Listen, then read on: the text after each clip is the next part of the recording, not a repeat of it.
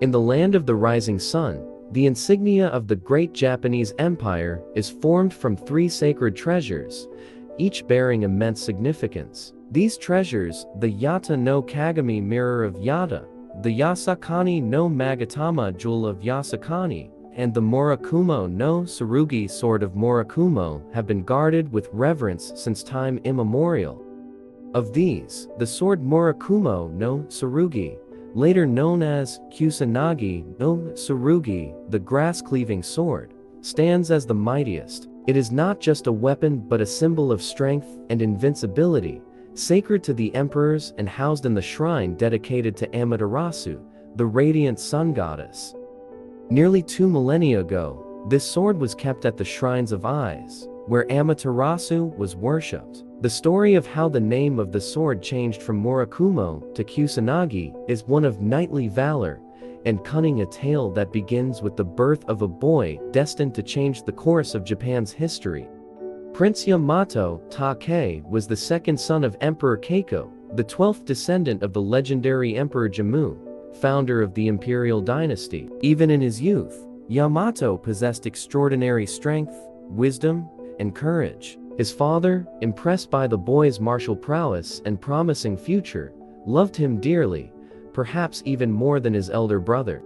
When Yamato came of age, considered in those days at the tender age of 16, the kingdom was troubled by 2 notorious outlaw chiefs, Komaso and Takaru, who defied all authority and sowed chaos throughout the land. Their band of brigands terrorized the realm, undermining the emperor's rule. Determined to restore peace, Emperor Keiko commanded his son, Yamato, to hunt down the brigands and rid the land of their menace. Despite his youth, Prince Yamato was no ordinary boy. He was a warrior at heart, one whose spirit burned bright with the flame of courage. He received his father's command with joy, eager for the adventure and the chance to prove his worth.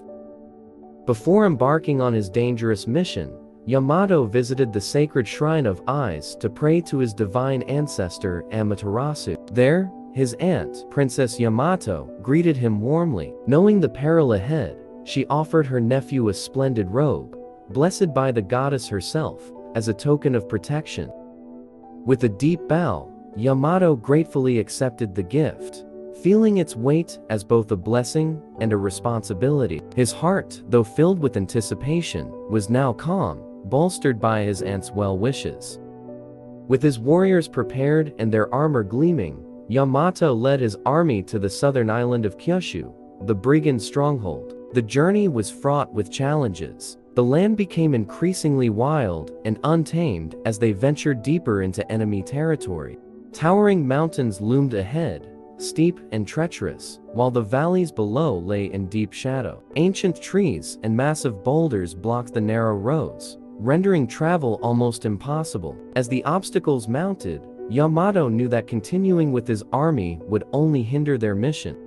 Recognizing the futility of a direct assault, Yamato devised a cunning plan. He would face the enemy not through brute strength, but by employing the art of deception. Returning to camp, he called upon his wife, Princess Ototachibana, who had accompanied him. With her help, he donned the ornate robe gifted by his aunt, transforming himself into the guise of a woman. His long hair, once tied back as a warrior, was now loosened to flow over his shoulders, adorned with a jeweled comb. Stringing delicate ornaments around his neck, Yamato completed the disguise, and when Ototachibana held up a mirror, he barely recognized the reflection that stared back, a beautiful, elegant woman, not a fierce warrior.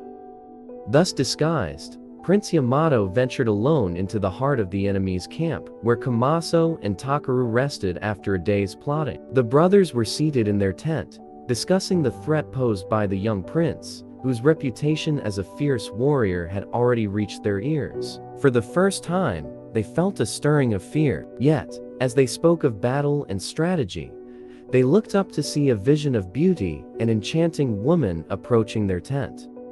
Through the twilight haze, she seemed like a dream. The brothers, bewitched by the sight, momentarily forgot their troubles. "Who is this dazzling woman?" Komaso muttered, his eyes wide with wonder. Intrigued, he beckoned her forward, bidding her to sit and pour them wine. Yamato, suppressing a grin, approached with feigned shyness, his steps delicate, his eyes downcast like a demure maiden. As he poured cup after cup of wine for the entranced Kumaso, the brigand chief drank greedily, unable to take his eyes off her. Little did he know that within the folds of her silk gown, hidden close to her heart, lay a sharp dagger ready to end his life.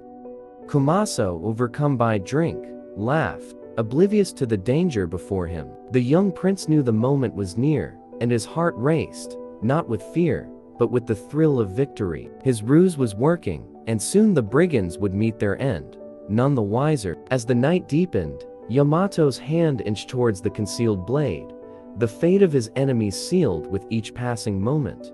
This was the moment for which Prince Yamato Take had been patiently waiting. With the enemy chief, Kumaso, completely intoxicated and unsuspecting, Yamato suddenly threw down the wine jar. In a flash, he seized the drunken brigand and, before Kumaso could even grasp what was happening, the prince swiftly plunged the dagger hidden in his robe into the outlaw's chest. The strike was fatal. Kumaso crumpled, his body slumping lifelessly to the ground. Takaru, Kumaso's brother, watched the scene unfold in horror. Panic surged through him as he realized that the woman before them was not who she seemed. Desperate to escape, he sprang towards the tent's exit, but Yamato, quick as lightning, pursued him. Before Takaru could reach the door, the prince's hand clamped onto his garments with an iron grip. A flash of steel, and Takaru collapsed to the ground, mortally wounded, but not yet dead. "Wait just a moment," the brigand gasped, his voice strained and weak. With a trembling hand, he reached for Yamato, his fingers barely touching the prince's wrist. Yamato paused, his dagger poised for the final blow. "Why should I spare you, villain?" he asked coldly, his voice sharp like the blade in his hand. Takaru, fighting for breath, raised his head. "Tell me, who are you? What warrior dares to strike down the mighty Kumaso brothers? We believed none in this land could rival our strength. Yet here you stand, alone, having slain us both." His eyes, wide with pain and awe, searched Yamato's face. "Surely, you are more than mortal?" With a proud, fearless smile, the prince replied, "I am Yamato, son of the emperor, sent by my father to avenge the wrongs you have wrought upon this land. No longer shall your crimes of robbery and murder plague the people." He held the blood-stained dagger above Takaru's head, its edge glinting ominously in the dim light. A weak smile crossed Takaru's lips. "Yamato, I have heard of you. Truly, you are the strongest of all. You have bested us so easily. You deserve a name fitting your courage. From this moment forward, you shall be known as Yamato Take, the bravest in the land." With those final words, Takaru exhaled his last breath, and his body fell limp. Prince Yamato Take, now bearing the title bestowed upon him by his defeated foe, stood victorious over the brigands that had once terrorized the realm. Having rid the land of these notorious outlaws, Yamato began his journey back to the capital. However, fate had yet another challenge waiting for him. Passing through the province of Izumo, the prince encountered a notorious outlaw named Izumo Takaru, whose misdeeds were well known throughout the region. Yamato knew that this man too must be dealt with, but this time, he would once again rely on his cunning rather than brute force. Feigning friendship, Yamato approached Izumo Takaru under a false name. As part of his deception, the prince crafted a wooden sword and wedged it tightly into the scabbard of his own steel blade, buckling it to his side. The ruse was set. One sweltering summer day, Yamato invited Takaru to join him for a refreshing swim in the river Hinakawa. Takaru, suspecting nothing, readily agreed. As they swam, Yamato stealthily returned to the shore first, and swiftly switched their swords, replacing Takaru's keen blade with the wooden one. None the wiser, Takaru eventually joined Yamato on the bank, drying off and dressing in his clothes. Once Takaru was fully clothed, Yamato grinned and challenged him to a duel. "Let us see," he said with a confident smirk. "Who is the better swordsman?" Takaru, known throughout the province for his skill in fencing, eagerly accepted. "Prepare yourself," he declared, grabbing what he thought was his sword. However, when Takeru attempted to draw the blade, he found it jammed tight. He tugged and strained, but no amount of effort could dislodge the weapon from its sheath. Panic flooded his mind as he realized something was horribly wrong. It was too late. Yamato Take, already drawing the steel sword he had taken from Takeru, moved with deadly precision. With a single swift stroke, the prince severed Takeru's head from his body, ending the brigand's reign of terror. Time and again, Yamato Take's sharp mind and unmatched strength brought victory over the emperor's enemies. Whether through strategic deception or sheer combat prowess, he subdued every outlaw and rebel that stood against him, restoring peace to the land. When Yamato returned to the capital, he was hailed as a hero. The emperor, filled with pride for his son's deeds, held a grand feast in his honor. Lavish gifts were bestowed upon the prince, and the emperor's affection for him grew even stronger. "You are as precious to me as one of my own arms," the emperor declared, vowing never to let Yamato stray far from his side. Yet Yamato's time of rest was brief. When he turned 30, news arrived of an uprising in the eastern provinces. The Ainu, indigenous people who had been pushed north by the Japanese, had rebelled and were causing great unrest. Once again, the emperor sought to send his army to quell the rebellion, and once again, it was Yamato Take who volunteered to lead the campaign. Though the emperor was reluctant to part with his beloved son, he knew that there was no warrior more capable than Yamato. Before the prince departed, the emperor presented him with a sacred spear, the 8 arms length spear of the holly tree, a symbol of valor, and a gift of trust from his father. Yamato accepted the spear with deep reverence. Before setting off, he returned to the Temple of Eyes to seek the blessings of his aunt, the high priestess. She welcomed him warmly and listened as Yamato recounted his many victories, crediting her gifted robe for its role in his success. Moved by his gratitude, the priestess bestowed upon him 2 new gifts, a sword and a pouch of flints, items she had crafted herself. Armed with these sacred tokens, Yamato Take set out once more, determined to bring peace to his father's kingdom and to face whatever fate had in store for him. The sword that Yamato Take held was no ordinary weapon. It was Murakumo, one of the 3 sacred treasures that formed the imperial regalia of Japan, a talisman of unmatched power and divine protection. His aunt had placed this gift in his hands with the deepest reverence, urging him to use it only in the hour of his greatest need. The weight of the blade was not just in its metal, but in the ancestral legacy it carried, and Yamato Take knew this.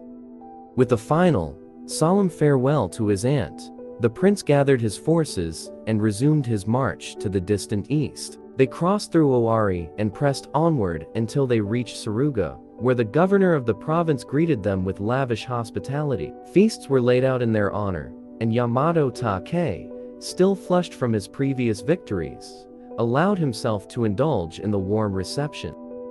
After days of festivities, the governor, hiding his treachery behind a friendly smile, suggested a grand deer hunt, a famed pastime of the region. Unaware of the danger ahead, Yamato accepted, eager for sport. The hunt commenced on a sprawling plain of wild grass, stretching endlessly beneath a clear sky. It was the perfect setting for what seemed like a harmless pursuit.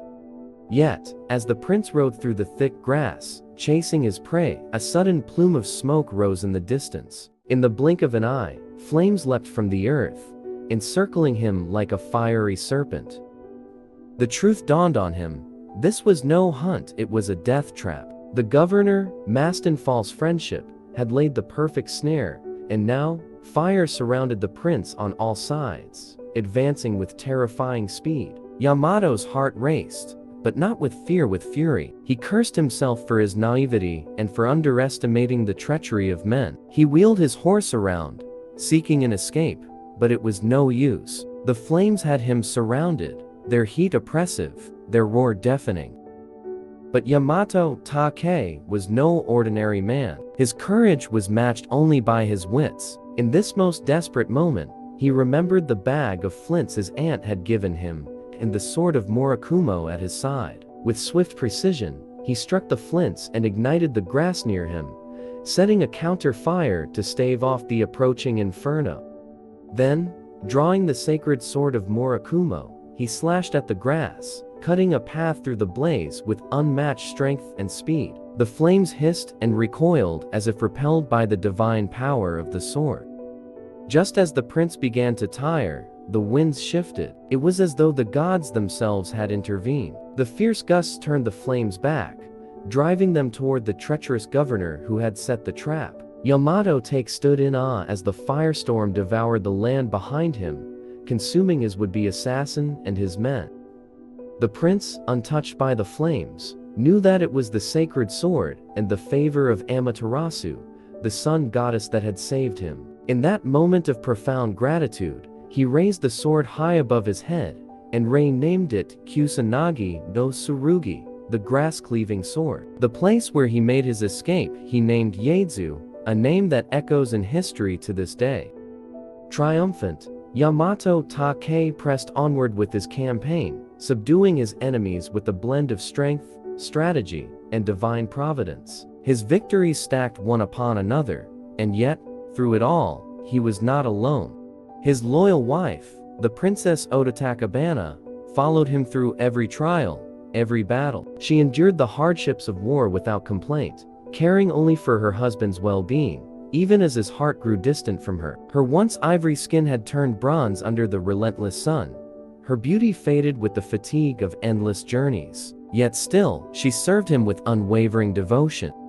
Prince Yamato, absorbed in his thirst for conquest, had little regard for his wife's loyalty. Her steadfastness was lost on him, and he found himself captivated instead by another Princess Miyazu, a noblewoman whose beauty rivaled that of the spring cherry blossoms.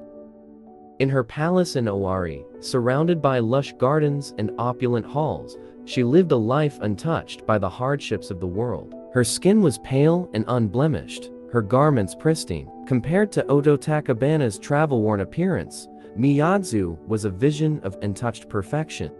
Yamato Take's affections began to shift. Day by day, he visited Miyazu, leaving his wife behind to wait in sorrow and silence. Ototachibana, heartbroken but still faithful, endured his neglect without complaint. She never let a word of reproach pass her lips, greeting him always with a sad, understanding smile.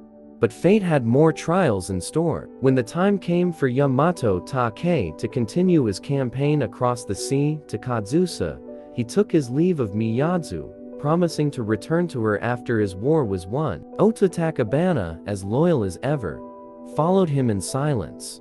As they embarked on the sea crossing, the weather turned suddenly violent. The once calm waters rose in fury, whipped into a storm by the wrath of Kinjin, the dragon king of the sea, who had heard Yamato Take's earlier boasts. Waves crashed against their small boat, and the winds howled with the force of a god's vengeance. The crew scrambled in vain to control the vessel, but the storm only grew fiercer, threatening to swallow them whole.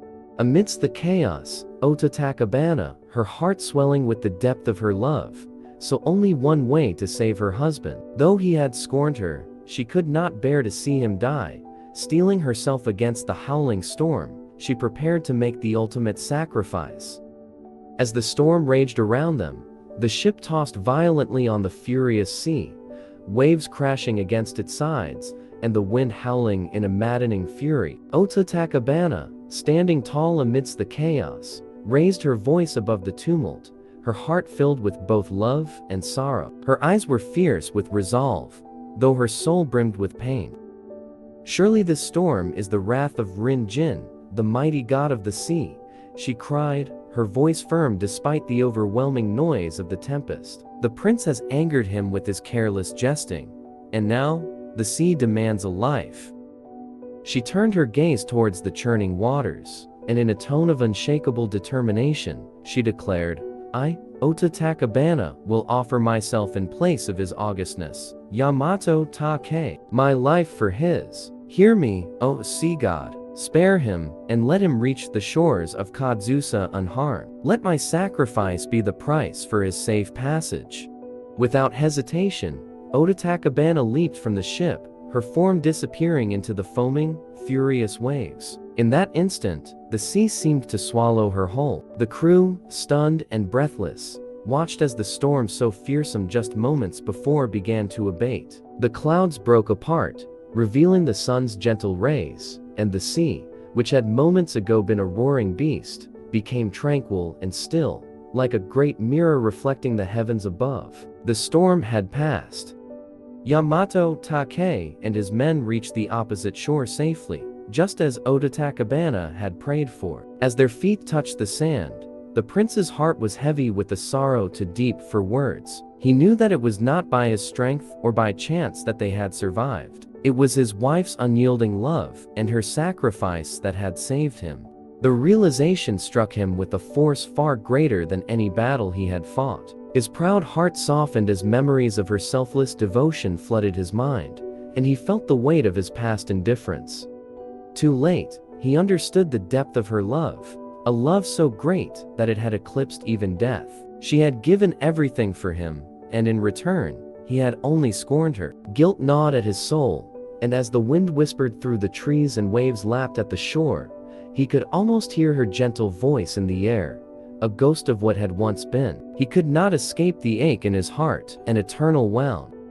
On his journey homeward, Yamato Take came to the high pass of Usui Toge. From the summit, the land stretched out before him in all its splendor of vast and rolling expanse of mountains and rivers, forests and plains, extending to the distant sea, which gleamed like a silver veil. As he looked toward the shimmering water, the memory of Ototachibana's sacrifice returned with overwhelming force.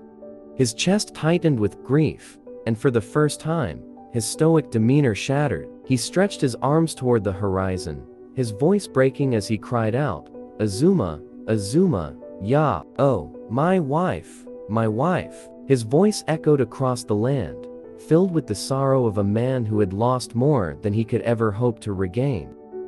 To this day, the district of Azuma in Tokyo bears the name born of Yamato Take's lament, a tribute to his wife's love and his undying remorse. And the place where Ototachibana had leapt into the sea remains a solemn landmark, where her memory is honored by generations who remember her heroism and her tragic fate. Though she found little happiness in life, history has not forgotten her, nor will it ever forget the story of her unselfish love and ultimate sacrifice.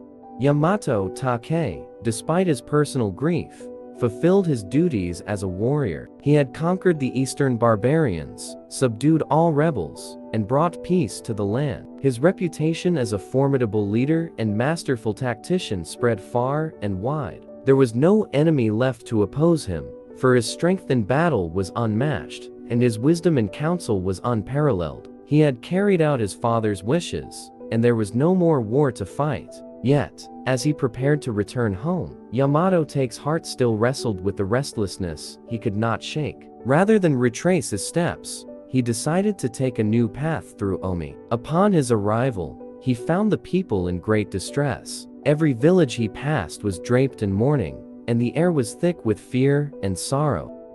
When he inquired about the cause, the villagers told him of a terrible monster that had descended from the nearby mountains. This beast terrorized the region, attacking without warning, devouring livestock and people alike. No one dared leave their homes, for to venture out was to invite death.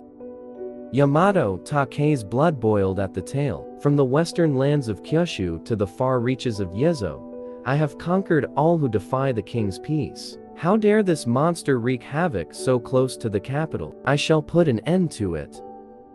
Without delay, he set out for Ibuki Mountain, where the creature was said to reside. As he climbed, the path grew steep and treacherous. Then, round a sharp bend, a massive serpent appeared, blocking his way. The monster was enormous, its scales gleaming in the dim light as it reared its head, hissing menacingly. Yamato Take, undeterred, regarded the creature with contempt. "I need no sword to deal with a mere serpent," he scoffed. With that, he lunged at the beast, using his immense strength to strangle it with his bare hands. The serpent thrashed and coiled, but it was no match for the prince's might. In moments, the creature lay lifeless at his feet. But the victory came at a cost. As he continued down the mountain, the sky darkened, and a sudden rain fell, heavy and unrelenting. With each step, Yamato Take felt a searing pain in his feet. By the time he reached the base of the mountain, he was weak and feverish. He realized then that the serpent had poisoned him with its venom. In desperation, he sought refuge in a nearby hot spring, famed for its healing properties. For days, he bathed in the steaming waters, slowly regaining his strength. The poison eventually left his body, and with renewed vigor, he continued his journey to the sacred temples of Ise, where his aunt, the high priestess, awaited him. At Ise, she welcomed him with open arms. Dressed in her finest ceremonial robes, Yamato Take recounted the perils he had faced, from treacherous foes to the unforgiving sea, and the miracles that had preserved his life. Together, they offered thanks to Amaterasu, the sun goddess, whose divine protection had guided him through every danger. Thus ends the tale of Prince Yamato Take, the warrior who, though victorious in all battles, could not escape the heartbreak of love lost and the weight of remorse. His legacy endures in the land he united and in the memory of those who loved him, especially the one who gave everything for him. The moral of the story is that true love often demands great sacrifice, and the value of such devotion is not always realized until it is too late. Yamato Take's journey illustrates the tragic consequences of neglecting and taking for granted those who love us selflessly. His wife's ultimate sacrifice highlights the power of love and loyalty, but his regret teaches that we should cherish and recognize the worth of those around us while they are still with us. It is a reminder that strength and conquest in the external world mean little if we fail to honor and appreciate the bonds that truly sustain us.